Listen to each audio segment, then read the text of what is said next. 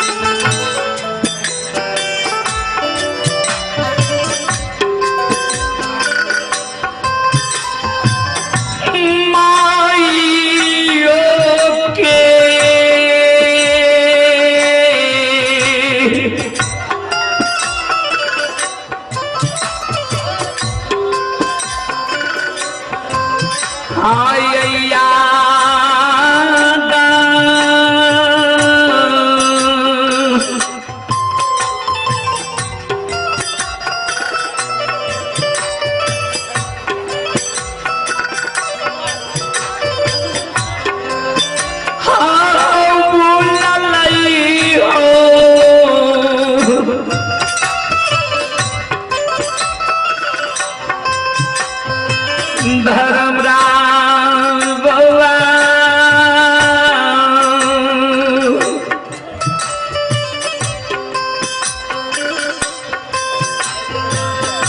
बेटा हमर के डालियो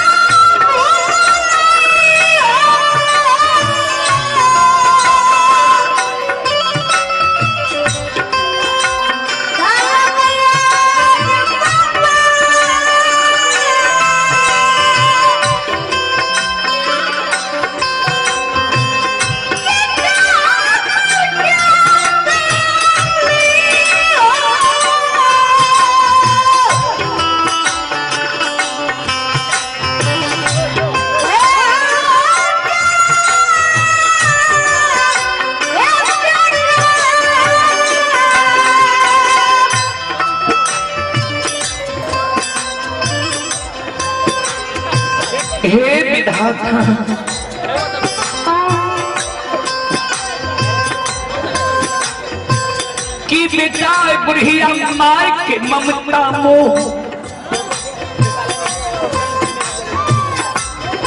दुख सुख के भूल गले खेतरी में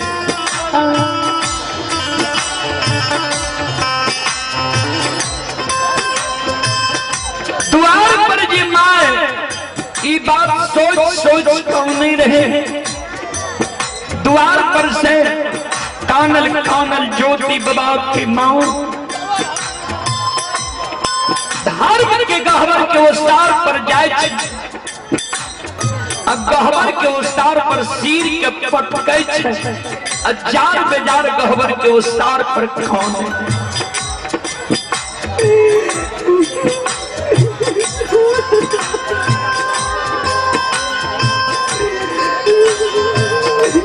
आपसे आप सुमान के वो गहवर के उस्तार पर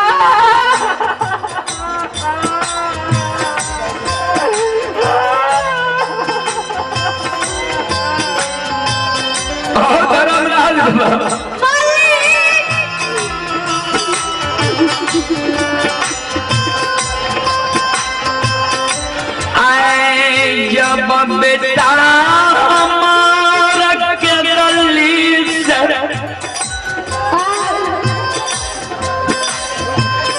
पोपी नहीं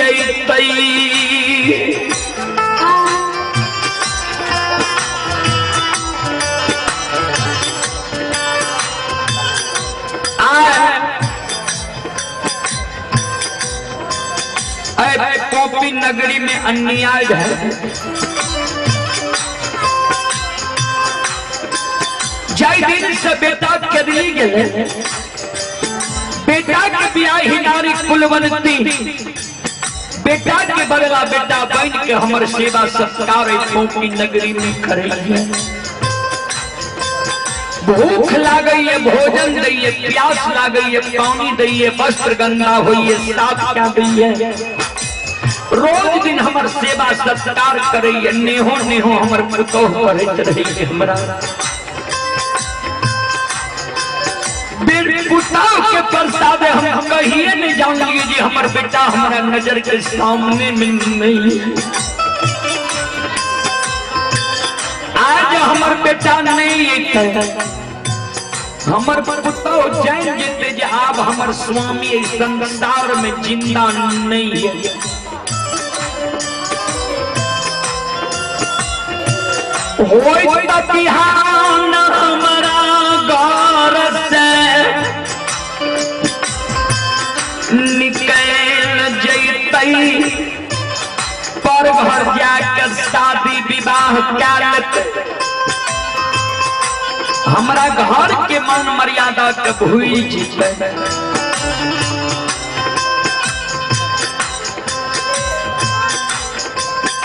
बेटा के दिली गले पुतोह के देख के धीरज बांध लिए सूरत के देख के पोपी नगरी में 12 बरस कमा लिए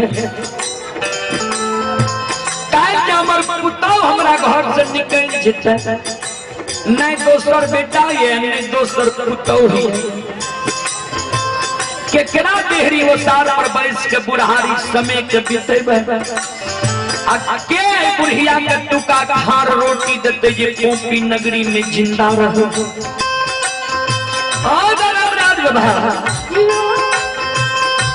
के कराइए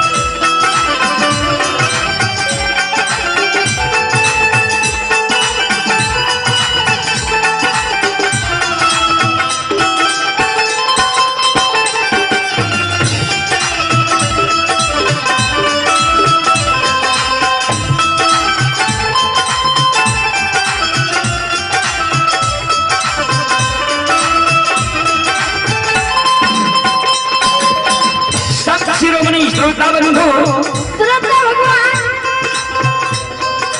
चले पुरस्कार की ओर सज्जन वृंद,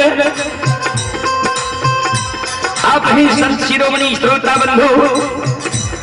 जय कुमार के सुपुत्र ही जगत कुमार, सुपुत्री ही रिया कुमारी, प्रीति कुमारी, सृष्टि कुमारी। श्रद्धालु की ओर से 21 रुपए की पुरस्कार है। आप ही देवनाथ कुमार एवं ललन कुमार एवं बिट्टू कुमार, ग्राम तमकुल्हा, उत्तरवारी टोला। श्रद्धालु की ओर से 51 रुपए की पुरस्कार है। और श्रद्धालु का कहना है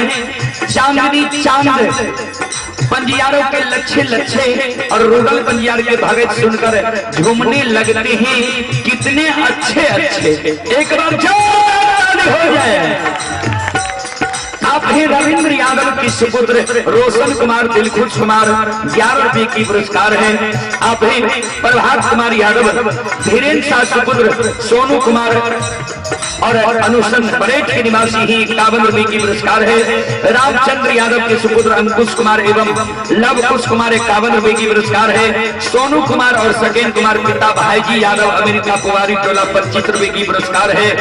आप ही विनोद कुमार यादव के सुपुत्र सुंदरम कुमार और शपन जी कुमार, श्रद्धालु की ओर से शानदार 51 रुपए की पुरस्कार है। अशोक यादव परे उनके सुपुत्र हैं राहुल प्रिंस, मुन्ना कुमार 51 रुपए की पुरस्कार है। आप हैं रुदल यादव के सुपुत्र रंगीश कुमार, श्रद्धालु की ओर से 101 रुपए की पुरस्कार है। रुपेश कुमार अमेरिका के निवासी ही, श्रद्धालु की ओर से शानदार 50 पैसा का पुरस्कार है। 50 पैसा तो चलबो न करे छे जी जी। आप हैं निर्मल यादव के सुपुत्र रणवीर कुमार, रोशन कुमार तमकुल्हा कुमारी टोला के निवासी ही 51 रुपए की पुरस्कार है। हरे राम यादव घर जमना उनके सुपुत्र है नीतीश कुमार, सतीश कुमार, अंकित कुमार वार्ड नंबर 4 के निवासी है 51 रुपए की पुरस्कार है। संतोष कुमार रजक ये धोबियारी के निवासी ही 11 रुपए की पुरस्कार है। संजन यादव के सुपुत्र परवेश कुमार, नीतीश कुमार, शिवम कुमार ये हटिया मालिक संजन यादव 151 रुपए की पुरस्कार है। Rahul Kumar and Ranjit Kumar father's name Ghanshyam Yadav America के निवासी हैं 21 रुपए की पुरस्कार है। आप हैं टोमी कुमार और गौरव कुमार और सतीश कुमार अमेरिका, श्रद्धालु की ओर से 51 रुपए की पुरस्कार है। श्रद्धालु का कहना है फूल तो देखते हैं अनेक लेकिन गुलाब जैसा नहीं, पंजियार तो देखते हैं अनेक लेकिन रुदल पंजियार जैसा नहीं। सज्जन वृंद, आप ही ब्रजेश कुमार और अमित कुमार, बाबुल कुमार जेमहरा के निवासी ही, ब्रजेश कुमार, अमित कुमार, बाबुल कुमार जेमहरा के निवासी ही, श्रद्धालु की ओर से श्रद्धा के साथ बड़े उदार दिल से शानदार 501 रुपए की पुरस्कार है। एक बार श्रद्धालु के नाम पर ताली हो जाए। आप है मुकेश कुमार भक्ति कला के निवासी ही, उनके सारों राजकुमार बरेट के निवासी ही 11 रुपए की पुरस्कार है।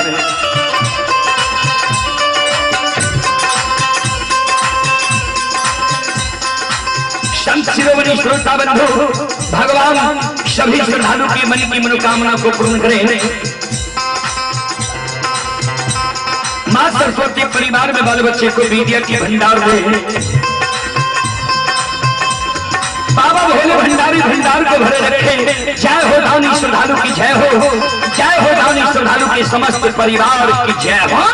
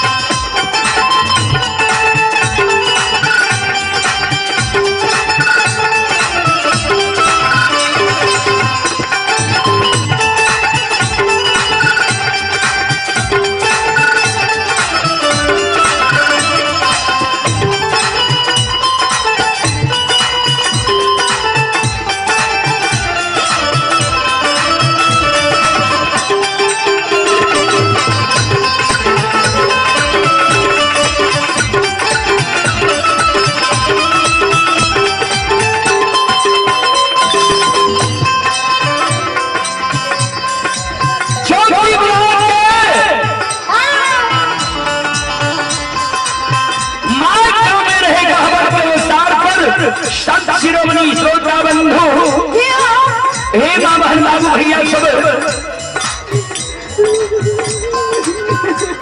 जो बाबा के माँ क्यों नहीं गहवर क्यों सार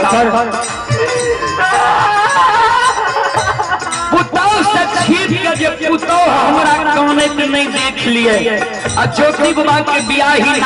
नारी काने घर में पलंग पर बैठ है आंख से आंसू गिरे हजार बजा ज्योति बाबा के बियाही नारी काने आ कैद के धर्मराज बाबा के कहे हो धर्मराज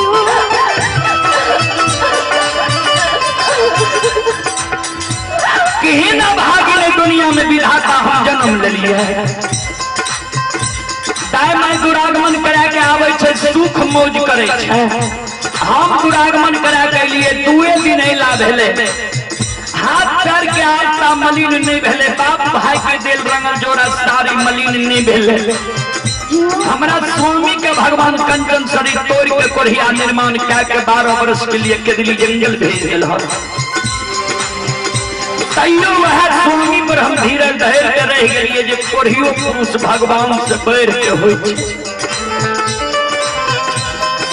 हे धर्मराज बाबा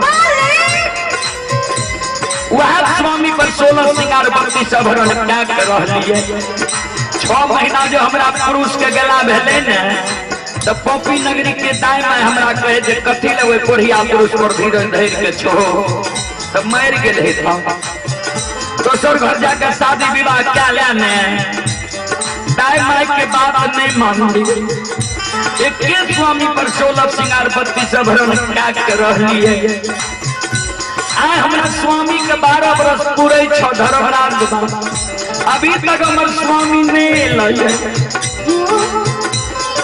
आए जा हमारे स्वामी नहीं अतई स्वामी पर से सुरता जैतई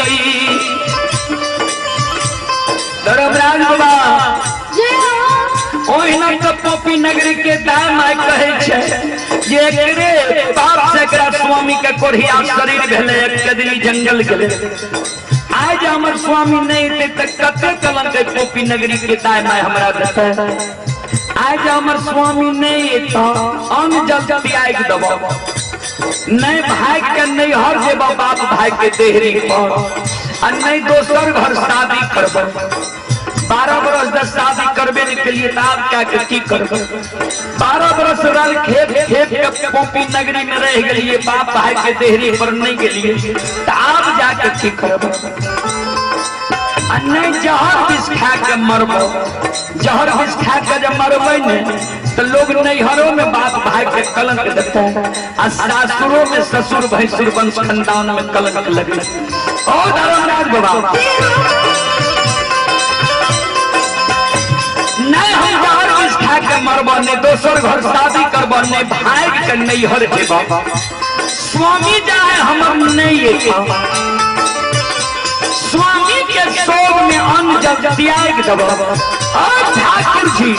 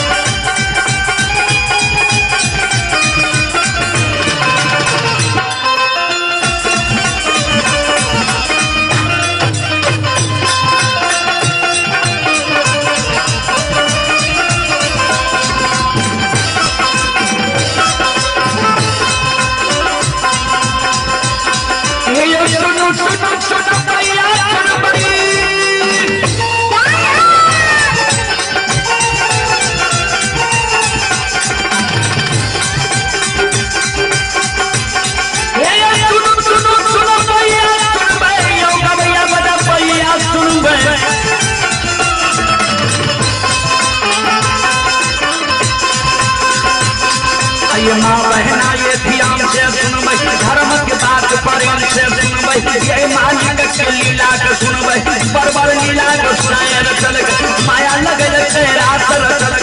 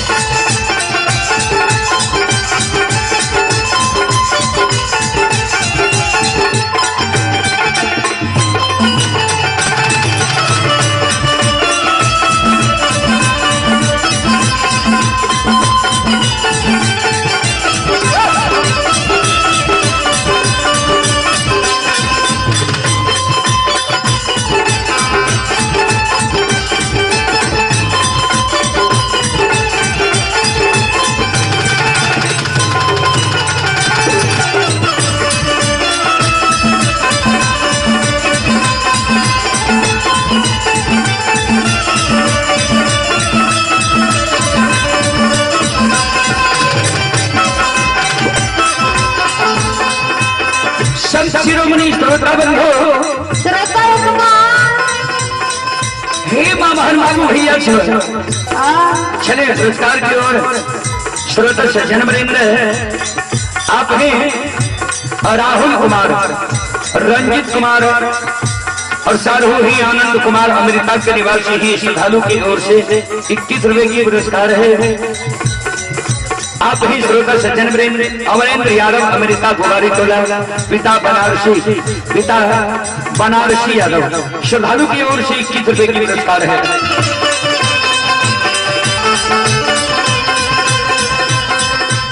भगवान श्रद्धालु की मनी की मनोकामना को पूर्ण करे।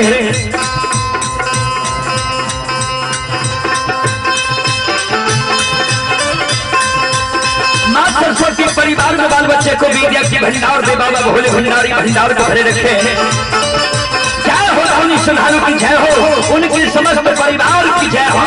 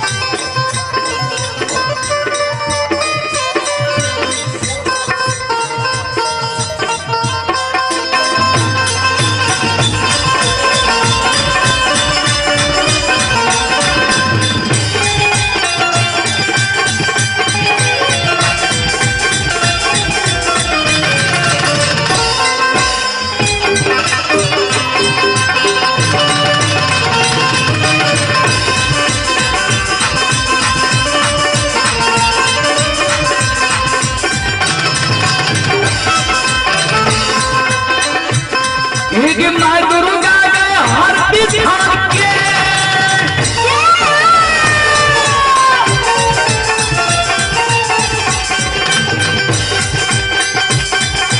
माँ दुर्गा के हर बिछान के, माँ भगवती के मैना गाम के।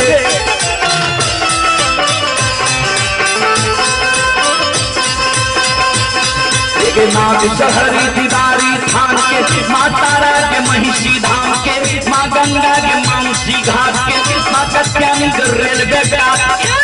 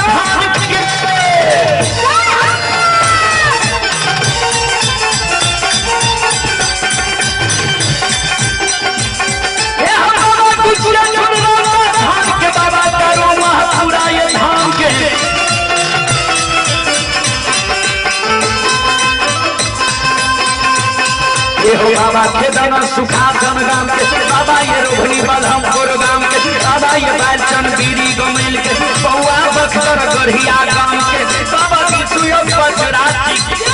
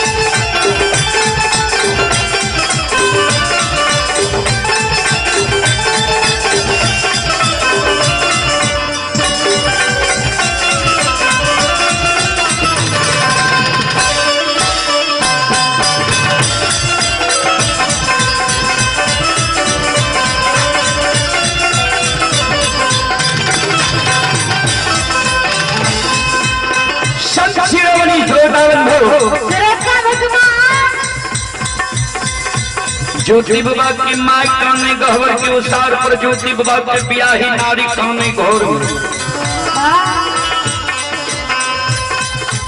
माई काने बेटा के शोक में ज्योति बाबा के ब्याही नारी काने स्वामी की शोक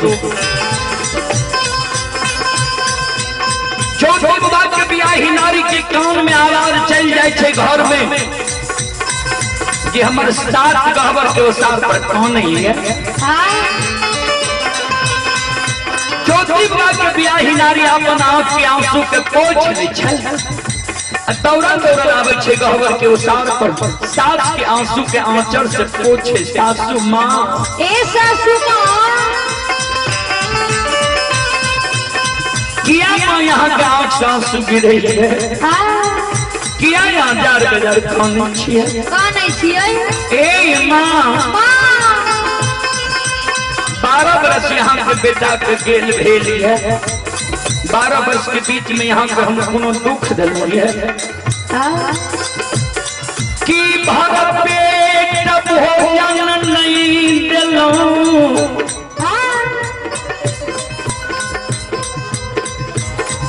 कि जल नहीं दिलौं कि यहाँ के वस्त्र नहीं साफ कर दिलौं कि यहाँ की सेवा सत्कार हम नहीं खेल अभागिन के मुंह से कोनो कठोर वचन निकल गई कि माँ यहाँ जार बेजार आए गहवर के सार पर कौन सासू माँ आये की आई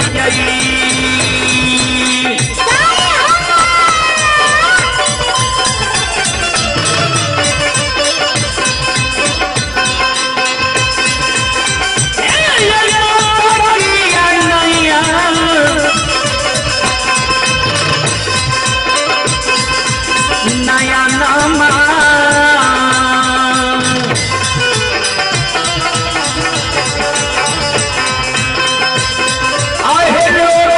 सासू माँ कौन छजा